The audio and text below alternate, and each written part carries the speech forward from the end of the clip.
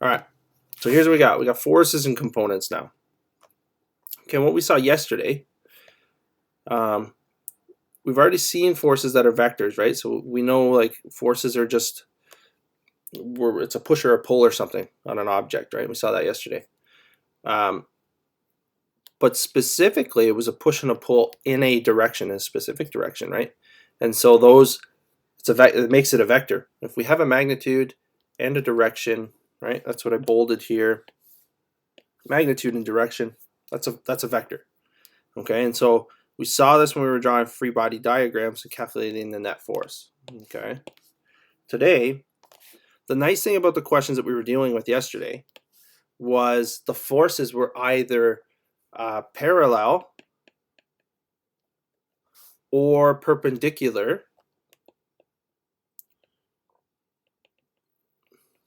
to the Cartesian grid. Well, what's the Cartesian grid? The Cartesian grid is your typical x, y, negative x, and negative y. Okay, so all our forces that we dealt with yesterday were nice forces in the sense that like they were either parallel to x or perpendicular to y, or vice versa. I'll draw it over here.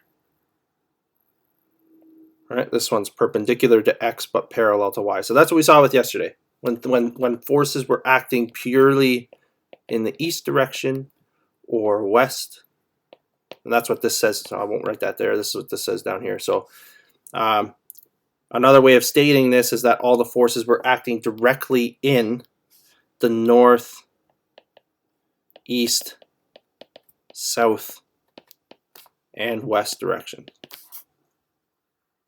Okay. Now, obviously, based on, and you guys know this now because we've done components. Like forces don't always act in a pure horizontal or vertical way, right? So how are we going to deal with questions like that? Well, you guys know it's components. Okay.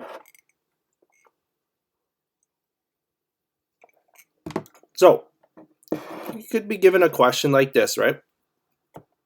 And it's not too much different than like it doesn't really matter what the force is, right? It doesn't, or sorry, not the force. It doesn't matter necessarily what the vector is. They're just vectors, right? And have a magnitude and a direction. It doesn't matter what it kind of represents. That just dictates what sort of context you're dealing with. Like this doesn't matter if this is a displacement vector.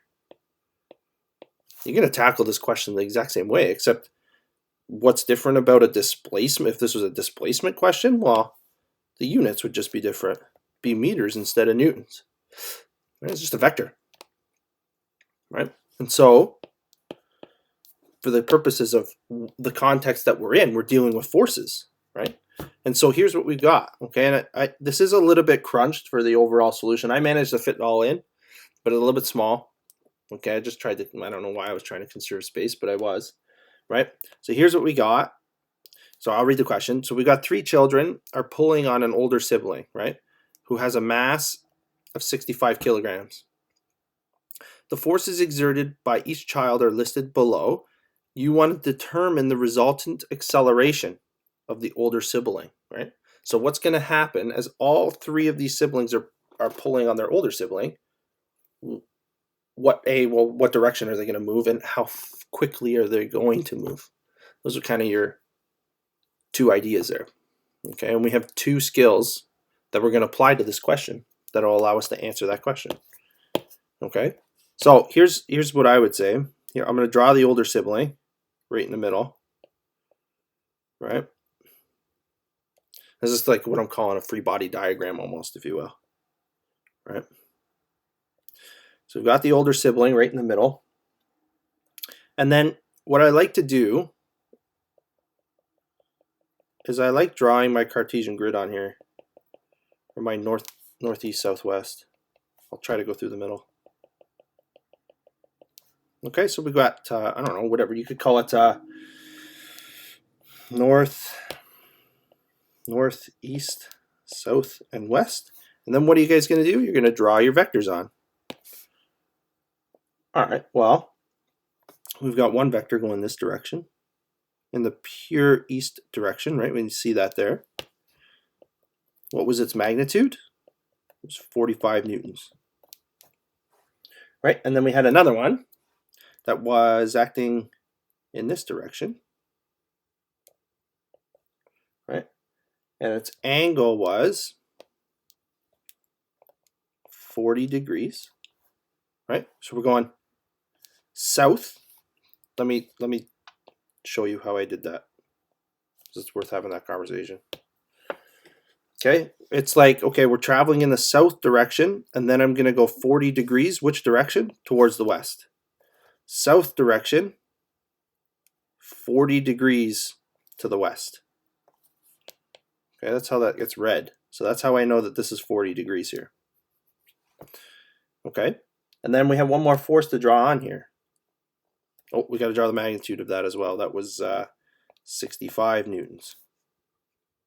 Okay, and one more force is we're going in the north direction, and then I'm going to go 75 degrees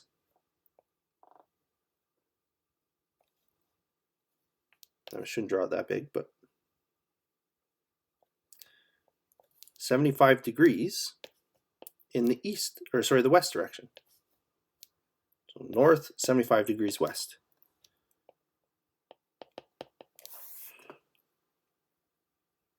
Okay, does anybody have any questions? I don't see anything coming up yet, but that's my free body diagram. That's how you guys would draw this. Right? Now, there is one thing, and this is a personal preference, but I think it makes my life easier. I like dealing with, and I'll put this in an asterisk, I like dealing with, this kind of comes from my math background. I find it easier to work with the angles relative to the horizontal. Okay, what does that mean? It means like I don't want to deal with angles that are from the y-axis. I want to deal with them relative to the x-axis. Okay, that's what that means. Okay, so it looks like I have a couple angles in there. That's not a big deal. I have it dealing with the y-axis. Okay, this is my personal. I think it makes. If you always just know you work with the horizontal, you can work with the vertical as well. But I just find it makes my life a little bit easier. It's just conceptually for me, and maybe for you guys too. I'm not gonna go either way. You'll get the same answers. You just got to be careful, right? So what I like to do, as I said, is deal with the angles relative to the horizontal. So that makes this angle in here 15 degrees and this angle in here 50. Okay, that's all that means, right? Because you know that the Cartesian grid is perpendicular, and so it makes 90-degree angles, right? So if you have 40 degrees, then you know that 50 degrees has to be there, right? Yeah, I think you guys are okay with that. Okay, so next step. What do you do? I'm going to change the red here for a sec. Well, I'm going to break these vectors, these three vectors that I see here, into their components. Okay, what do the components mean? Well, components means how are the forces acting in the x, and how are the forces acting in the y. Right? So you gotta find all these pieces. Right? Get rid of some stuff here. There we go. Okay, so let's deal with the x's ones first. Okay, so it looks like I've got one acting in the pure east direction. That's this one.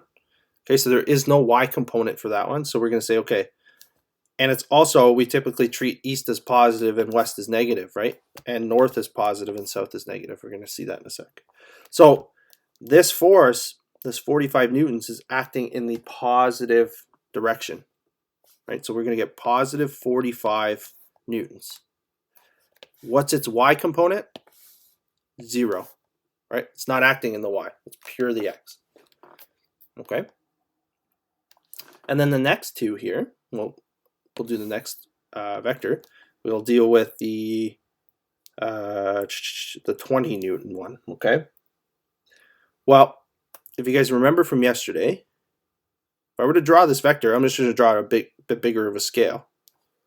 Maybe I'll draw it in black, and I'll only do this once. This is kind of a review from yesterday. So I've got this vector. It's 20 newtons in magnitude, and it makes an angle of 15 degrees with the horizontal. Well, I can break that vector into its x component, and I can break it into its y component. Right? What's the x component? Well, this makes a right angle triangle, right? And we know that relative to the angle, this is opposite, and this is adjacent. Okay? And so in order to figure out this red piece, or this x component, I have to use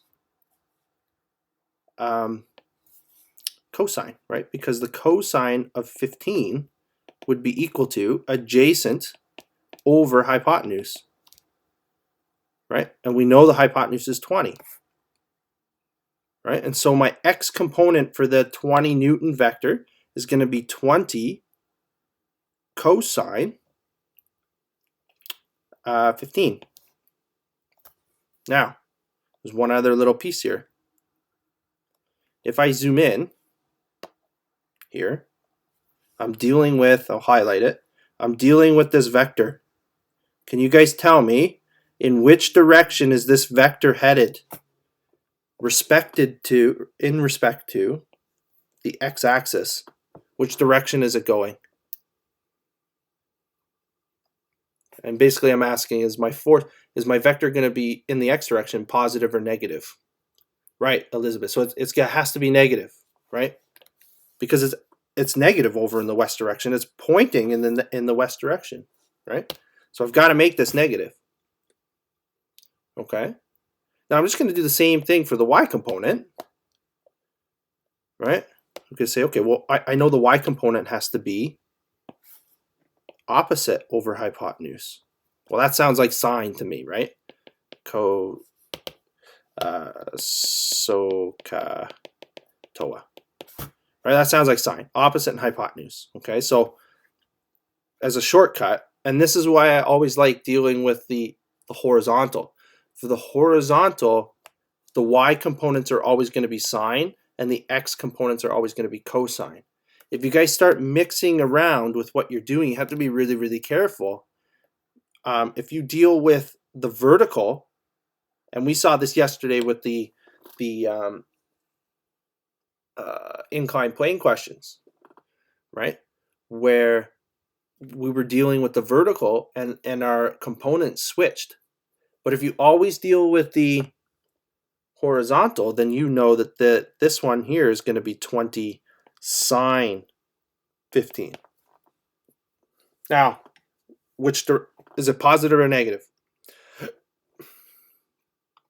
Well, when I drew this vector over here, the blue piece was pointing in the positive direction, right? So you're going to get positive 20 sine 15. Okay, and you can see on that picture as well, the x piece, just to re-illustrate, was pointing in the negative x direction, right? Which is why that came out negative. Okay, that's components. And I think you guys might find that handy today on your summative. Okay, so I'm going to delete that because I obviously need that space to do this question. But that was just a recap of components, okay? And then we have one more force to do. That's force 3. That's the 65 Newton one down in the bottom left corner. Well, that one's still acting, if we're dealing with x here for a second, with the red, it's acting in the negative direction, it looks like still, right? It's not over here pointing in the positive x direction. So you know it has to be negative, and we're going to get negative 65 cosine 15. And for the y component, for that one, we're going to get, this one's pointing in the negative y direction, right? So it's also going to be negative.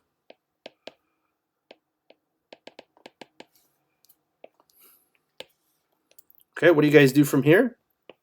Well, this is basically a simplified version of your table, right? Why is it cos 15? Oh, sorry, thank you. You're right.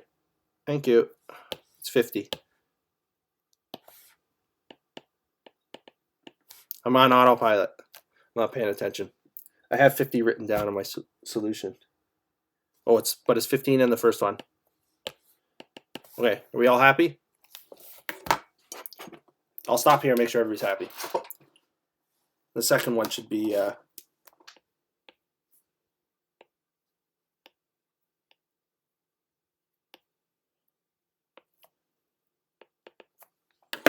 okay, now are we happy? Okay, I think we're good now. Okay, so you guys, in your table, when we did this, I gave you a little bit of room to do the calculation. We just don't have the room, but all you're going to do is type that in the calculator. You could actually probably go 45 minus 20 cosine 50 minus, you could just type this verbatim. If you had a scientific calculator, you just type this verbatim into the calculator and hit equals, right? It would spit out what the number is, and you should get negative 16.1. And that's a force in the x direction, newtons. And then if you did it again on the other side, you'd get negative 44.6 newtons. Okay, you just type that in the calculator. You go 20 sine 15 minus 65 sine 50 equals this. Okay, so what's next? Okay, well, we now know, what do these two things tell us? They tell us that they're the x and y components of our net force. So what, basically, the x piece and the y piece, in which the older sibling standing in the middle is feeling, right? How are they moving in the x direction, and how are they feeling moving in the y independently?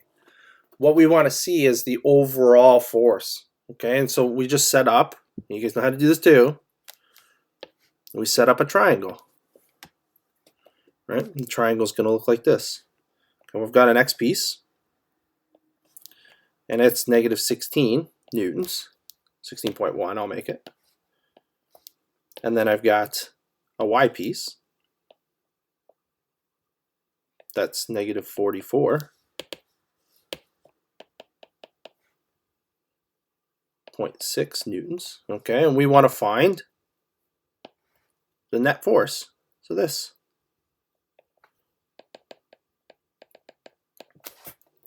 We know how to do that. The right angle triangle. Right, so we're going to say, okay, well, F net squared will be equal to negative 44. Well, it doesn't matter the order, but now for those of you, and we've talked about this before, when you're doing this, make sure you put the brackets in, because if you don't, the squared is gonna go on just the number, and your answer is gonna be negative whatever, and you're gonna keep going through and sometimes you're just not thinking about it, right? We know when you multiply two negative numbers together, you better get a positive number. Okay, so when I do these calculations, you guys know you have to put those in brackets. Okay, then you're gonna add. I'm gonna try and stop writing so big because we need some room. Negative 44.6 squared. Okay, and so you're gonna go through the calculation. You're gonna get the square root of some number, whatever it is. I didn't actually do it, so I don't know, but I'll write down the answer. You should get an F net of 47.41. Okay, that's F net. Okay. Anybody have any questions?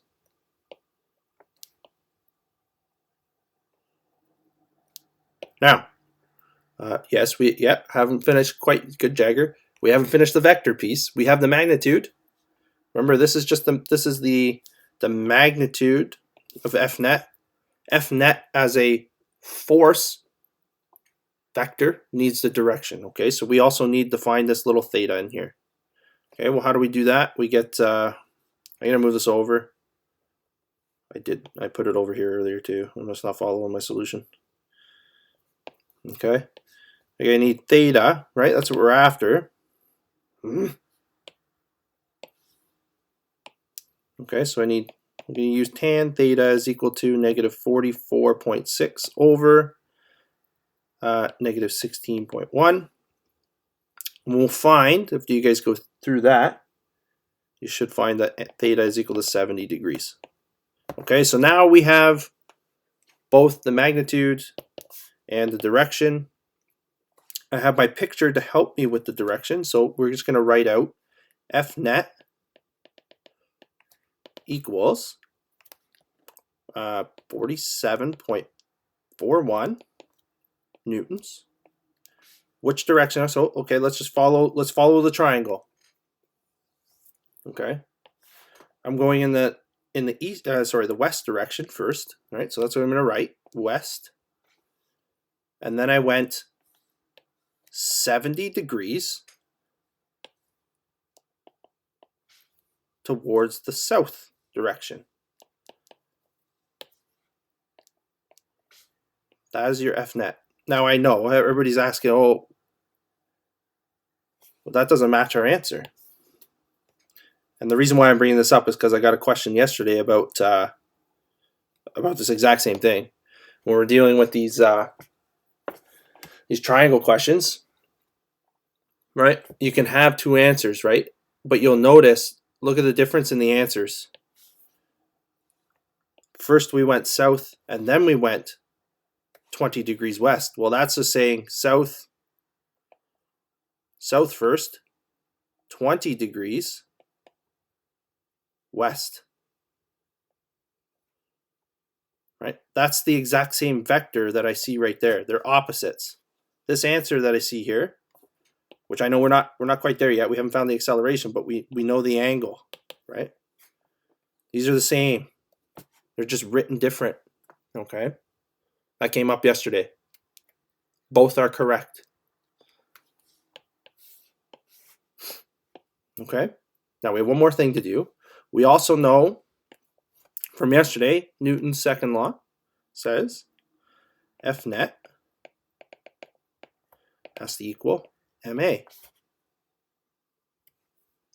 Right? And so we know, okay, well, 47.41 is equal to, what's the mass? Well, the mass is 65 times A. So A equals, notice one thing in particular, and this is, all these little subtleties are coming to me now, right? And I'll just bring this to your attention. Notice I didn't write the vector, right? I didn't write the vector because I'm just solving for the magnitude of the acceleration. Okay? You'll also notice I'm just writing the magnitude of the force vector. Okay? But obviously at our final answer, acceleration is a vector. We have to include the direction, but the direction is not going to change. Right? We already know what the direction is. It's 70 degrees. Because we found it, right? So we're finding the magnitude. So if ever, and these are little subtleties that I just never paid attention to learning this the first time.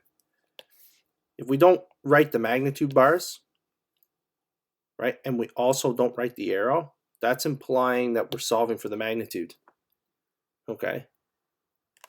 And so when I get an answer here, I'm not going to have a direction, but I'm going to put it on in order to get the final answer because it's acceleration, right? So A is going to be 47.41 divided by 65, which gives you an answer of, let me just get caught up here, 0.7293. Okay? And then finally, your very, very final answer, that's in meters per second squared, is A as a vector, acceleration, is equal to 0.7293 meters per second squared, west, 70 degrees south.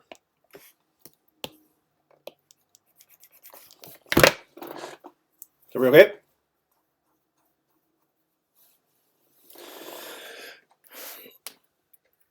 Now I know our answer's a little bit off, but that's rounding. Okay, that's an example of a rounding error. There's difference in what we've done.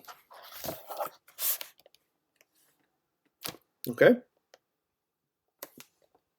So second part, this is an interesting question. And seems like a very complicated question, right? Like this is gonna take a while, but it's not too bad. So let's just picture here for a second. I'm gonna draw, and when you see a question like this, you guys know, or you will learn to know, that I'm just gonna draw the net force vector, right? So we can visually see what's going on, right? And so I'm gonna have a net force here. Oops. It's acting in this direction, right? And we know that the force vector is going to be has a magnitude of 47.41 newtons, and it's acting at 70 degrees relative to the horizontal. So the question here is asking you, what force do you want to apply to this thing, or what force do we need to apply to this picture so that the older sibling doesn't move? Well, currently right now I'm applying this force in this direction. So can somebody drop in the chat what they think? It doesn't need to be technical. I'm looking for maybe a one-word answer. What would be the other force so that this thing wouldn't move?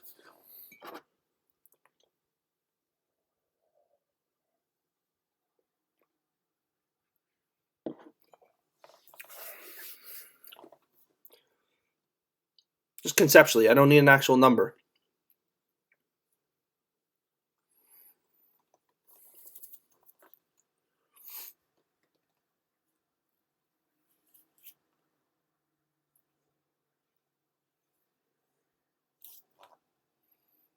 Okay, Jagger, I think Jagger's right. Jagger's right. Now, Jagger gave us the exact answer. The thing I was looking for, just conceptually, if I'm pulling in one direction, exactly, Max, the same force in the opposite direction. Well, the thing with this question is the opposite direction piece is the complicated piece, but you guys would all be able to answer this. If I was pulling on this direction, perfectly east, and then you decided to go, oh, well, that makes sense. I'm just going to pull in this direction instead. Well, all I've done here is I've taken this and I've tilted it. All right, well, then let me ask you the question. What's the opposite of? What's opposite of F net? Well, the opposite of F net is negative F net. Right? And so you're going to say, okay, well, negative F net, well, let's draw that on there. Negative F net is up here.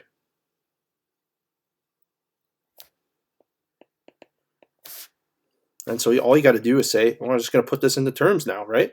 I know this is the east direction, and I know that's north. So you say, okay, negative F net is going to equal 47.41 newtons in the east direction. East. North how much? 70 degrees. That's it. Get rid of that. Clean it up.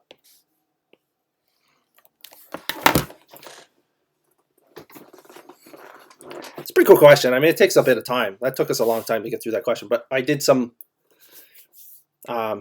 consolidation of yesterday's stuff in there too, right? That might not take you that long, right? Like, we don't need to do that much talking, but the next couple questions here, I won't take as much time. We'll finish them up before you guys go, but I think that's a pretty good conceptual, like pulling on everything that we've done so far, right? That's a good question. Does anybody have any questions of their own before I go to the next? We've only got 2 questions left to do, examples. It won't take too long. It's a great question. You can see it doesn't matter if those are displacement vectors. And you guys want to figure out, well, what's the total displacement? Just do the components and figure out the vector. It's the exact same, literally the exact same question. The only thing that changes, the units. That's literally it. And what fancy letter you draw out front. Otherwise, the whole question is the exact same. Doesn't matter if it's a displacement vector, acceleration, force. velocity, displacement. You do these questions the exact same way. Okay, so let's go down. We'll have a look at something like this. We introduced tension yesterday in the video. Okay, but this one here, we've got find the tension in each cable supporting the 600 Newton cap burglar. Now, be careful. I think they're just trying to trick us with this question.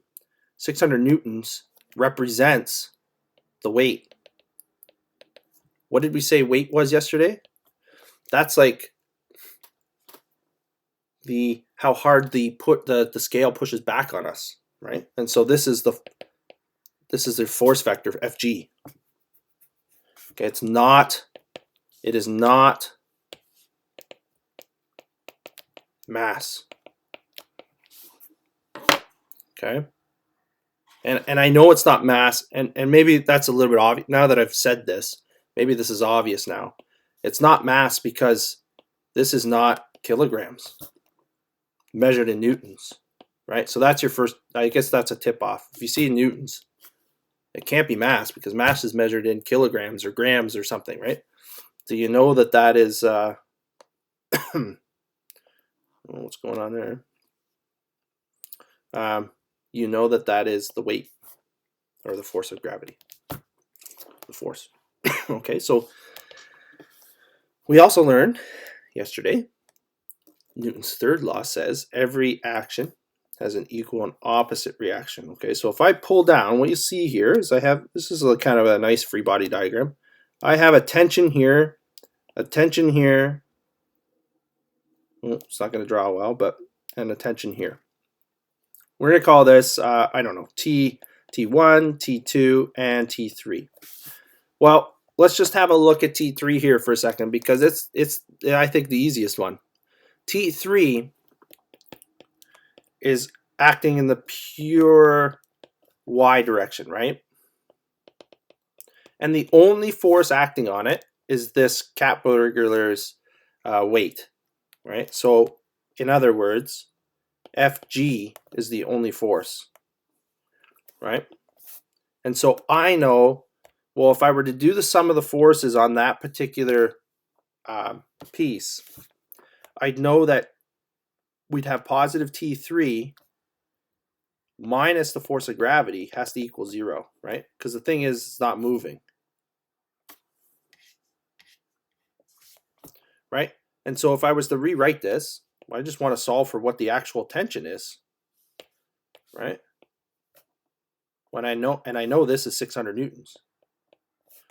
Well, okay, so add Fg to both sides.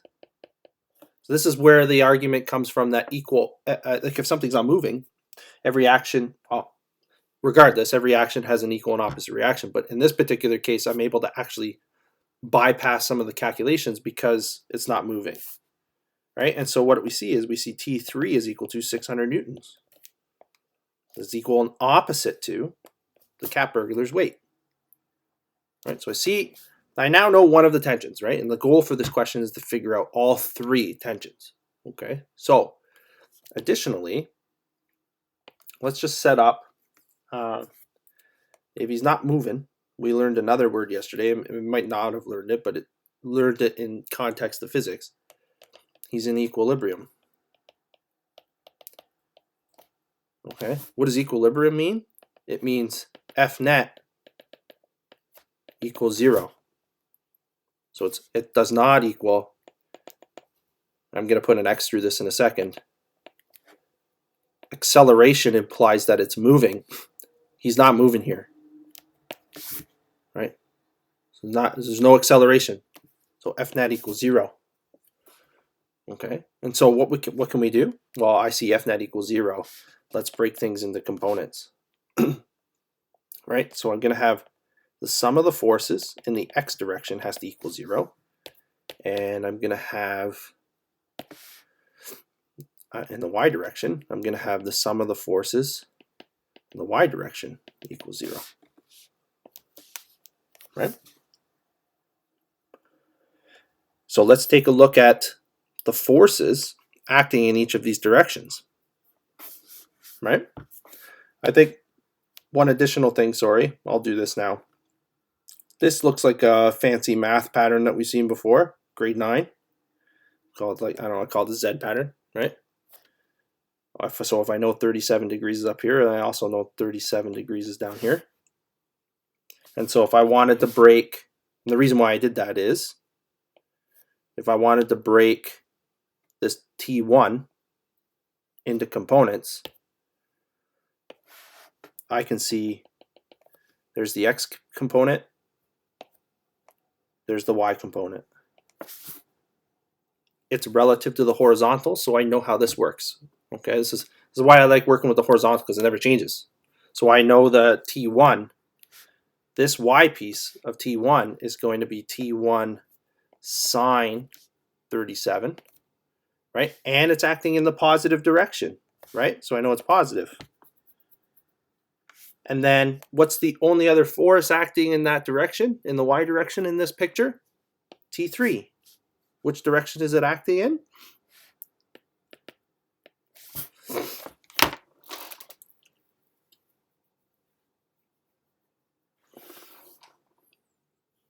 Okay.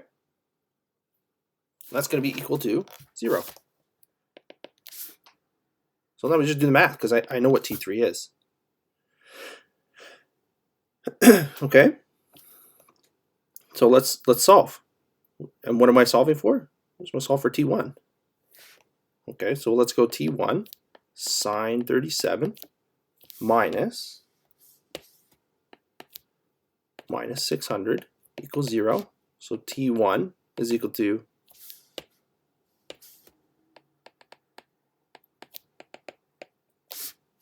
divide both sides by sine 37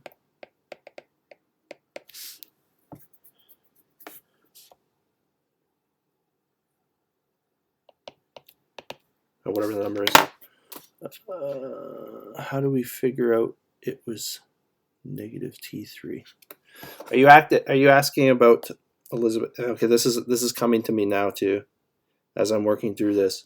We kind of like, I might have to think about this one. I think we kind of decided that. I'm gonna have to think about this one, Elizabeth.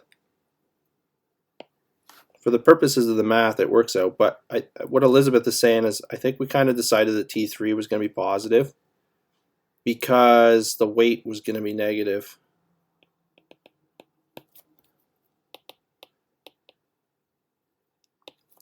So our problem is we're going to get an extra negative sign. So if you're asking yourself, how does this change the question? Well, that's going to make this positive, and make that negative. All right, so we're going to see a negative T1, which shouldn't happen, I don't think. So I might have to look at this one, Elizabeth. I have to do some thinking.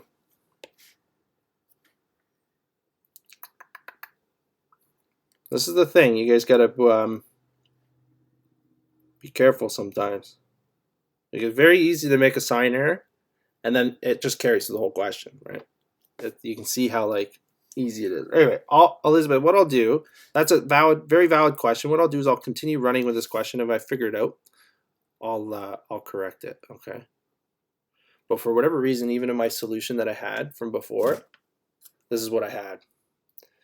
Okay. So I'll let me just run through this. Okay.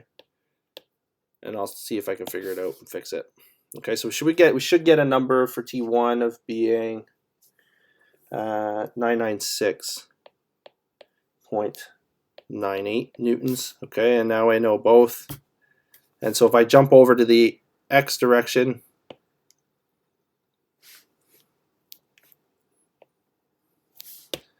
what are the only forces acting in the X? Well, I have T2, which T2 will be in the, I'm presuming, the negative direction. And T1 has an X component in the positive direction. There could be something funny about the way the tension behaves, Elizabeth, that I'm kind of like not clicking with me right now. Like it might happen in the opposite direction because it's pulling. or something like that, and then it ends up being a negative. But anyway, I'll figure that out. I'll let you guys know, okay? Plus T1 cosine 37. Okay, now you guys know what T1 is. You found T1 already.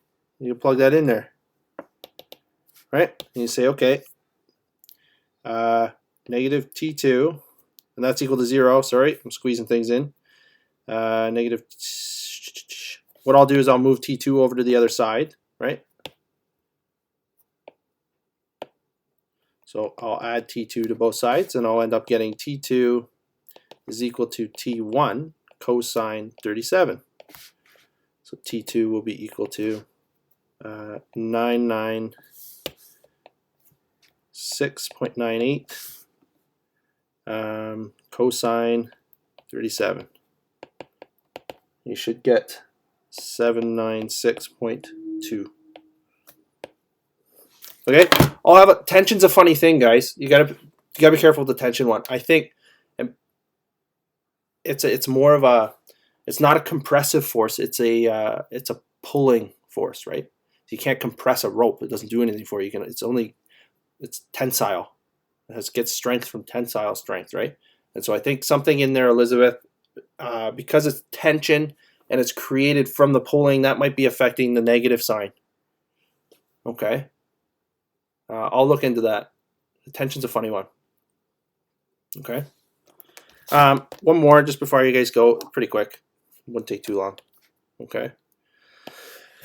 We saw yesterday, and like a large part of this, part A we did yesterday, right? So we're holding a trunk, a 95 kilogram trunk at the top of a frictionless ramp that slopes from a moving van to the ground. Okay, so here's what we got. Okay, it's going to slope to the ground, right? And it's going to make an angle of 35 degrees.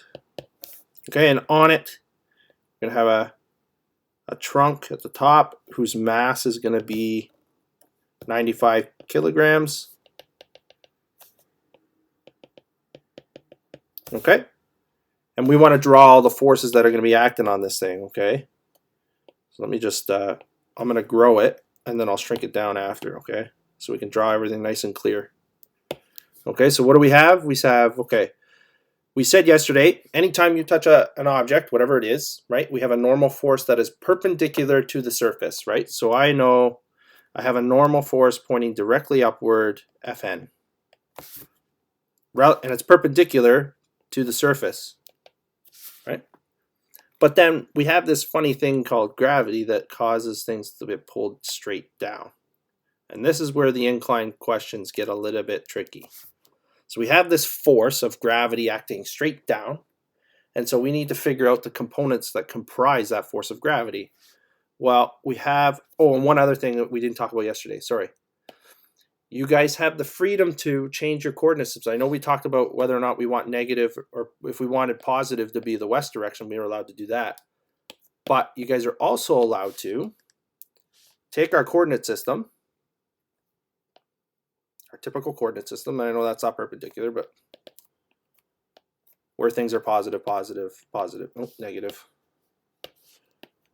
And we're allowed to go like this to fit the question that we're working on. Where we say, okay, everything down the incline is positive, everything up the incline is negative, off the incline is positive, and down is negative. Okay, so we're allowed to take our coordinate system and rotate it like this. Okay, and so how does this affect things? Well, when I go to label the component, the force of gravity here, or the y component of the force of gravity, is still pointing in the negative direction. Okay, it makes the components a little bit easier when I set my coordinate system like this.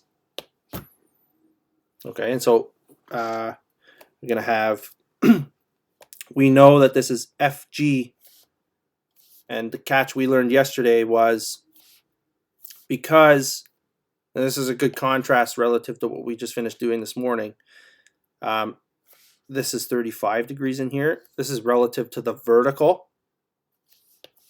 And so we saw our y component for these kinds of questions on the incline was FG cos theta, right? Because this blue piece is adjacent to, right? And then the x piece is opposite, right? And so we're going to see FG sine theta for that. Okay? Now, just to quickly go through, that's our free body diagram. That's part A. I'll make this all shrink. Okay, it'll almost be done, guys. It's a short question. Okay? So that's our free body diagram for part A. Okay, we did part B as well. We broke all the forces into their components. Now we just want to find one more thing. We know that every force applied to an object has an equal and opposite reaction. So we know, and we also know that the force is not, or the box is not just going to go jumping off the incline in the vertical y direction, right?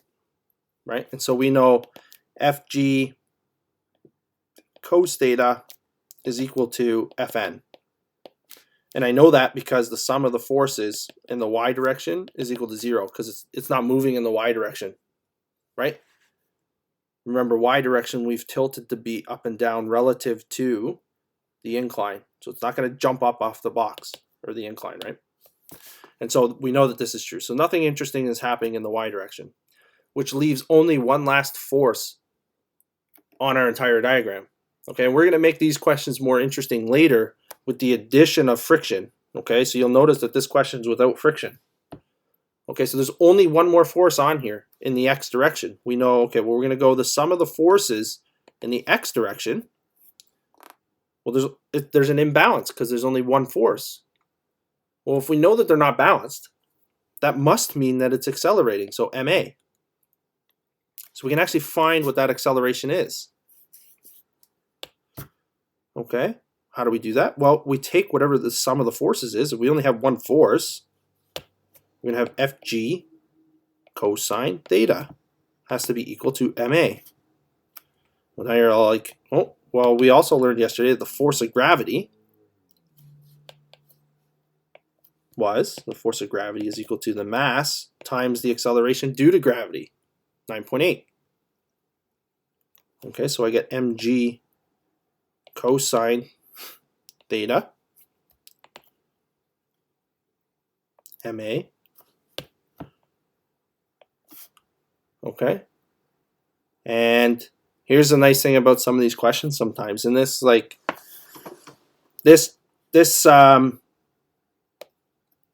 can trip kids up sometimes. Okay, if I don't give you a mass, it turns out for this particular question, I don't need to know the mass.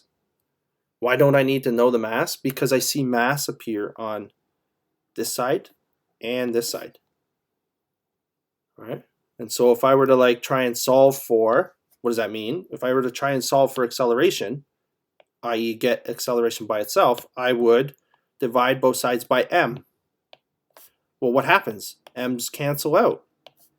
So the acceleration, so that means that the mass is independent in this question. It doesn't affect what's going on. Which means the acceleration, not the vector, just the magnitude, is equal to g cosine theta. So you throw in your numbers. 9.8 cosine 35. And you should get, let me just check, without actually having to type it in the calculator, should get, oh, not cosine. Did anybody catch it? No, silly me. The x piece is sine. You guys will catch this. I'm bad for it too, right? This is a struggle. You guys can see this was a struggle for me learning this the first time too. The x piece in these questions is sine. Okay, sorry. I'm kind of also under a time crunch, I'm not thinking. Okay, we're dealing with x. And so I'm dealing with this piece here. I just didn't copy it correctly. You guys just didn't catch it this time. So 9.8 sine 35 should get A should equal 5.32 meters per second squared down the incline. Okay, if we were to write an acceleration vector, you'd say down the incline in terms of direction. Does anybody have any problems? I'll have a look at, I'll try and figure out that tension, why we have I have a feeling it has something to do with the fact that tension only comes about because we're pulling on it. Could you just put negative? Jagger, if you put negative, that would imply, based on our coordinate system, that the negative would be in this direction, up the incline. So I would just say, if I asked you the acceleration vector, I wouldn't necessarily ask you that, right? You all know if it's going to move down, it's moving down the incline. Okay, so if it's kind of, it's not that it's irrelevant, it's just counterintuitive. If something's, you wouldn't say it's going up the incline unless I've pushed it. If I gave you a question where I pushed it up the incline, then yeah, you'd have to specify. But it's implied here. We kind of understand that we let it go, it's going to move down the incline. Okay, so you guys could say down. Okay, as I was saying there, okay, the tension, I have a feeling tension, because its tension is a result of pulling, I have a feeling that's where the negative comes from, and we can't actually push. We can't push on a rope. That doesn't do anything. Okay, and I think, Elizabeth, that's why the tension's negative in that question. It's because it comes a result of the pulling force instead of a push. Does that answer that question? Conceptually, as I'm thinking more and more here, and I'll put some more thought into it, and I'll do some research here, but I'm pretty sure that's why it's negative. Okay, that put everybody at ease. These questions aren't too bad. Again, you can see the importance of components. Okay, we're gonna have to be able to break things down, and this, guys, is exactly why. And we see this. This is exactly why I personally choose to deal with things relative to the horizontal when I can. Okay, these incline questions are a little bit tricky. You can see how easily you just forget. You fall into the norm of x being cosine. Okay, that's why I don't flip around. I just deal with the horizontal all the time. X is cosine, y is sine. Okay, these incline questions, it flips. Okay, and that's, you just got to be careful. Okay, and that's why I just say deal with things relative to the horizontal so that you don't make these silly errors that I made here without, and I was fortunate enough to catch it, right? On a test, you guys don't want to make that error. You do all this great work, you obviously know what you're doing, and in university it's even worse because you get 0 credit for all of this work. You either get the right answer or you get the wrong answer, right? At least in first year when they're trying to weed everybody out, right? So just be careful, okay? There's no sense in getting the wrong answer because, oh, I did all the work right, but I made this silly little error where I flipped them. That's silly, right? Okay, does anybody have any questions? Okay, it's a Friday. We'll take it easy on no homework for the second lesson, right? But you guys have that summative, and I'm going to post that right now. Okay, I would advise getting